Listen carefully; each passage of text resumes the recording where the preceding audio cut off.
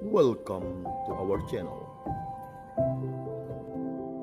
Saudara-saudari yang terkasih, jumpa lagi bersama saya, Frater Ricci, dalam edisi Riak Sabda, Kamis 23 Januari 2025. Hari ini kita mendengar dalam bacaan Injil Markus, Yesus yang dikerumuni oleh orang banyak. Pada bagian akhir Injil dikatakan bahwa Yesus melarang roh-roh jahat untuk menyatakan identitasnya, menyatakan siapa dia yang sesungguhnya. Roh-roh jahat itu menyebut Yesus sebagai anak Allah. Saudara-saudari yang terkasih, apa yang dapat kita pelajari dari kisah ini? Yang pertama, Yesus yang dikerumuni oleh orang banyak, mereka hanya mencari Yesus karena Yesus dapat melakukan perbuatan yang mengagumkan bagi mereka. Akan tetapi mereka tidak mampu sampai pada pengenalan akan Yesus yang sebenarnya. Yang kedua, Yesus yang diakui oleh roh-roh jahat sebagai anak Allah. Akan tetapi Yesus melarang mereka menyebutkan identitasnya yang sesungguhnya. Alasan Tuhan Yesus melarang mereka karena Tuhan Yesus sendiri masih tetap ingin identitasnya tersembunyi sampai pada akhirnya menjelang akhir-akhir hidupnya. Kemudian identitasnya ini sebagai rahasia mesianik dibuka.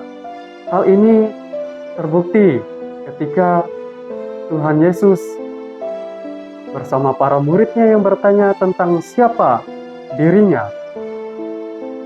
Petrus kemudian mengakui Yesus sebagai anak Allah. Ketika di Gunung Tabor, Yesus dikatakan oleh Allah Bapa sebagai anak Allah. Di hadapan mahkamah agama, Yesus dinyatakan sebagai Mesias dan Putra Allah. Dan pada kayu salib, Yesus dikatakan sebagai anak Allah dari kata-kata seorang kepala pasukan. Mengapa Yesus melarang setan atau roh jahat untuk menyatakan identitasnya?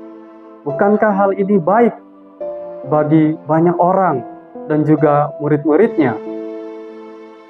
Saudara-saudari yang terkasih, larangan Yesus ini kepada setan adalah karena Yesus ingin menyesuaikan perutusannya sebagai Mesias dengan rencana Allah sebagaimana yang telah dinubuatkan dalam kitab suci, yaitu untuk mewujudkan kasih dan pelayanan kepada bangsa Israel, tetapi juga kepada bangsa manusia. Perwujudan kasih dan pelayanan ini menuntut Yesus sampai pada titik terakhir, yaitu pengorbanan di kayu salib. Hal ini juga yang dituntut dari Yesus kepada para muridnya untuk melakukan pelayanan kasih, mengasihi Allah dan mengasihi sesama, bukan untuk mewartakan diri sendiri, mencari ketenaran, kekuasaan, kekayaan, melainkan yang pertama-tama ialah mewartakan Tuhan Yesus sendiri dalam hidup kita sehari-hari. Saudara-saudari yang terkasih, semoga permenungan ini semakin menguatkan hidup kita dan mendekatkan kita kepada Tuhan Yesus. Amin.